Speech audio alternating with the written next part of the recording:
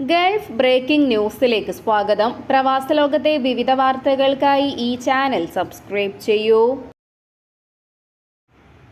ഖത്തറിൽ ഏകീകൃത GCC customs tariff നടപ്പിലാക്കി. ഈ മാസം 1 മുതലാണ് പുതിയ താരിഫ് പ്രാബല്യത്തിൽ വന്നത്.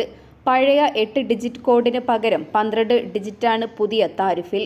എല്ലാ ഗൾഫ് സഹകരണ കൗൺസിൽ രാജ്യങ്ങളും ഈ താരിഫ് നടപ്പിലാക്കും. ഏകീകൃത GCC കസ്റ്റംസ് താരിഫ് ജാനുവരി 1 മുതൽ നടപ്പിലാക്കി തുടങ്ങിയതായി കസ്റ്റംസ് ജനറൽ അതോറിറ്റിയിലെ tariff and original specialist Jasim Muhammad Khaith Al Khuwari വിശദമാക്കി. 7 മാസം കൊണ്ടാണ് പുതിയ ഏകീകൃത GCC താരിഫ് 8 അക്കത്തിൽ നിന്നും 12 അക്ക കോഡിലേക്ക് മാറ്റുന്നതിനുള്ള നടപടിക്രമങ്ങൾ പൂർത്തിയാക്കിയത്.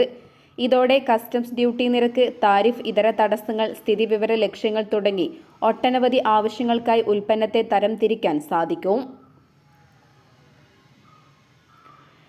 ആഭ്യന്തര അന്താരാഷ്ട്ര യാത്രാ സൗകര്യത്തിൽ വൈഫൈ സേവനം കൊണ്ടുവന്ന് വൻ മുന്നേറ്റത്തിന് തുടക്കം കുറിക്കുകയാണ് എയർ ഇന്ത്യ. ഇതോടെ ആഭ്യന്തര റൂട്ടുകളിൽ ഇൻഫ്ലൈറ്റ് വൈഫൈ സേവനം നൽകുന്ന രാജ്യത്തെ ആദ്യത്തെ കാരിയറായി മാറിയിരിക്കുകയാണ് air India. Airbus A350, Boeing 787-9, Airbus A321 നിയോ മോഡലുകൾ എന്നിങ്ങനെയുള്ള തെരഞ്ഞെടുത്ത വിമാനങ്ങളിലാണ് എയർ ഇന്ത്യ യാത്രക്കാർക്കായി സൗജന്യ ഇന്റർനെറ്റ് ആക്സസ് ഏർപ്പെടുത്തിയിരിക്കുന്നത്. യാത്രക്കാർക്ക് യാത്രാ സമയങ്ങളിൽ ലാപ്ടോപ്പുകൾ, ടാബ്ലറ്റുകൾ, iOS അല്ലെങ്കിൽ ആൻഡ്രോയിഡ് ഓപ്പറേറ്റിംഗ് സിസ്റ്റമുള്ള സ്മാർട്ട് ഫോണുകൾ തുടങ്ങിയവ വൈഫൈ ഉപകരണങ്ങളിലൂടെ സാമൂഹിക മാധ്യമങ്ങളിലടക്കം കണക്റ്റഡായി തുടരാം. ന്യൂയോർക്ക്, ലണ്ടൻ, പാരീസ്, സിംഗപ്പൂർ അന്താരാഷ്ട്ര റൂട്ടുകളിൽ എയർ ഇന്ത്യ പരീക്ഷണാടിസ്ഥാനത്തിൽ വൈഫൈ സേവനം ലഭ്യമാക്കിയിരുന്നു. പ്രാരംഭഘട്ടത്തിൽ സൗജന്യമായാണ് വൈഫൈ സേവനം നൽകുന്നത്.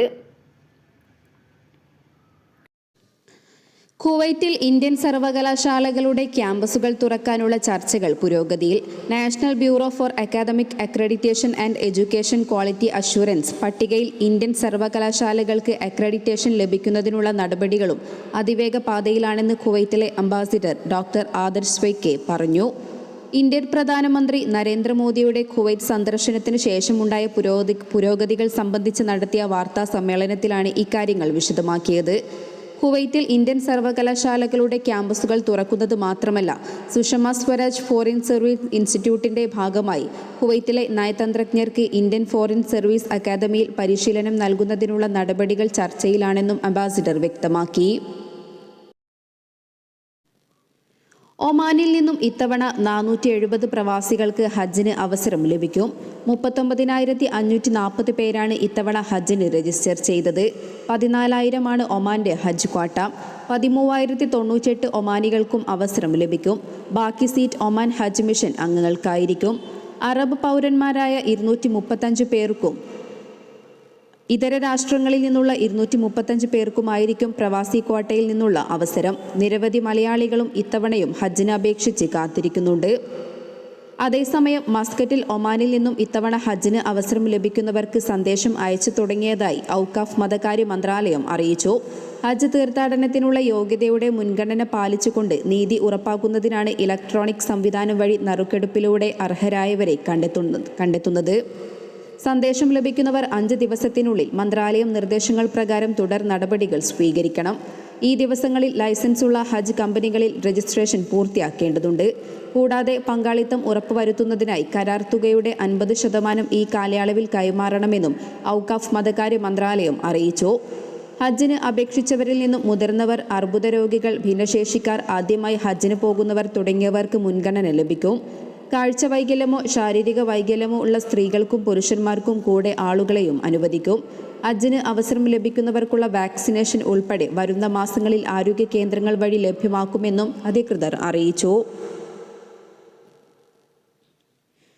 തലസ്ഥാന നഗരിയിൽ വാടക വർധനവിൽ വലഞ്ഞ് പ്രവാസി കുടുംബങ്ങൾ. ഇതോടെ ദുബൈ മാതൃകയിൽ പഴയ കെട്ടിടങ്ങൾക്ക് വാടക വർദ്ധിപ്പിക്കുന്നത് നിയന്ത്രിക്കണമെന്നും ആവശ്യം ഉയരുന്നു. കുറഞ്ഞ നിരക്കിൽ താമസ സ്ഥലവും കിട്ടാനില്ല. താമസം മറ്റൊരു കെട്ടിടത്തിലേക്ക് മാറ്റാമെന്ന് വെച്ചാൽ അതിനു മാർഗമില്ല. അതേസമയം പുതുതായി വാടക കരാർ രജിസ്റ്റർ ചെയ്യുന്നവർക്ക് പുതുക്കുന്നവരേക്കാൾ കൂടിയ നിരക്കാണ് വിവിധ കമ്പനികളും കെട്ടിട ഉടമകളും ഈടാക്കുന്നത്. അതിനാൽ വർദ്ധിച്ച നിരക്കാണെങ്കിലും നിലവിലെ വാടക കരാർ പുതുക്കാൻ നിർബന്ധിതരാവുകയാണ് പലരും.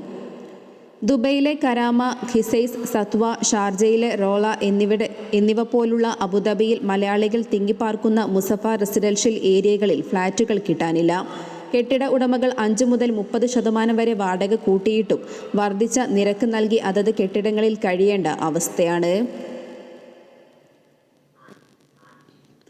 കുവൈറ്റിൽ മഴ തുടരുമെന്ന് കാലാവസ്ഥാ വകുപ്പിന്റെ അറിയിപ്പ്. ഇന്നലെ മുതൽ രാജ്യത്തിന്റെ വിവിധ പ്രദേശങ്ങളിൽ മഴ ലഭിച്ചിരുന്നു. മഴ തുടരുമെന്നാണ് കാലാവസ്ഥാ നിരീക്ഷകൻ അബ്ദുൽ അസീസ് അൽ ഖരാവി അറിയിച്ചത്. ഇടയ്ക്കിടെ മഴ പെയ്യുന്ന സാഹചര്യത്തിൽ ജനങ്ങൾ ജാഗ്രത പാലിക്കണമെന്ന് ആഭ്യന്തര മന്ത്രാലയം മുന്നറിയിപ്പ് നൽകി. മഞ്ഞ് രൂപപ്പെടാനും മണിക്കൂറിൽ 50 കിലോമീറ്റർ വേഗത്തിൽ കാറ്റ് വീശാനും സാധ്യതയുണ്ട്. കടലിൽ 6 അടിയിലേറെ തിരമാലകൾ ഉയരാം. അതിനാൽ മത്സ്യത്തൊഴിലാളികളും ജാഗ്രത പാലിക്കണം. രാജ്യത്ത് ദിവസങ്ങളായി കനത്ത തണുപ്പ് തുടരുകയാണ്. രാജ്യത്തെ താപനിലയിൽ വരും ദിവസങ്ങളിൽ കുറവുണ്ടാകുമെന്ന് കാലാവസ്ഥാ നിരീക്ഷകർ അറിയിച്ചു. അതേസമയം ഏത് അടിയന്തര സാഹചര്യത്തിലും 112 എന്ന നമ്പറിൽ ബന്ധപ്പെടാമെന്നും അധികൃതർ കൂട്ടിച്ചേർത്തു. സൗദി അറേബ്യയിലെ പ്രവാസികളുടെയും ഗാർഹിക തൊഴിലാളികളുടെയും ആശ്രിത വിസയിലുള്ളവരുടെ റെസിഡൻസി രേഖ ഇനി മുതൽ രാജ്യത്തിന് പുറത്തു നിന്നുകൊണ്ട് തന്നെ ഓൺലൈനായി പുതുക്കാം. സൗദി പാസ്പോർട്ട് ജനറൽ ഡയറക്ടറേറ്റ് അധികൃതരുടേതാണ് പ്രഖ്യാപനം. സൗദിക്ക് പുറത്തേക്ക് പോകുന്ന പ്രവാസി താമസക്കാർക്ക് single, multiple exit, re entry visa കാലാവധിയും ഓൺലൈനിലൂടെ നീട്ടാം. നിശ്ചിത ഫീസ് നൽകി ആഭ്യന്തര മന്ത്രാലയത്തിന്റെ ഓൺലൈൻ പ്ലാറ്റ്ഫോമുകളായ അബ്ഷിർ, മുഖീം എന്നിവയിലൂടെ വിസ നീട്ടുകയും പുതുക്കുകയും ചെയ്യാം. പ്രവാസികൾക്ക് ഏറ്റവും സുരക്ഷിതമായ രാജ്യങ്ങളിൽ ഖത്തറും. ആഗോളതലത്തിൽ 8ാം സ്ഥാനത്താണ് ഖത്തർ. GCC രാജ്യങ്ങളിൽ പ്രവാസികളുടെ സുരക്ഷിത സ്ഥലങ്ങളിൽ 1ാം സ്ഥാനത്തും ഖത്തറാണ്. പ്രവാസി ഇൻഷുറൻസ് മേഖലയിൽ പ്രവർത്തിക്കുന്ന എക്സ്പാട്രിയേറ്റ് ഗ്രൂപ്പാണ് പട്ടിക തയ്യാറാക്കിയത്.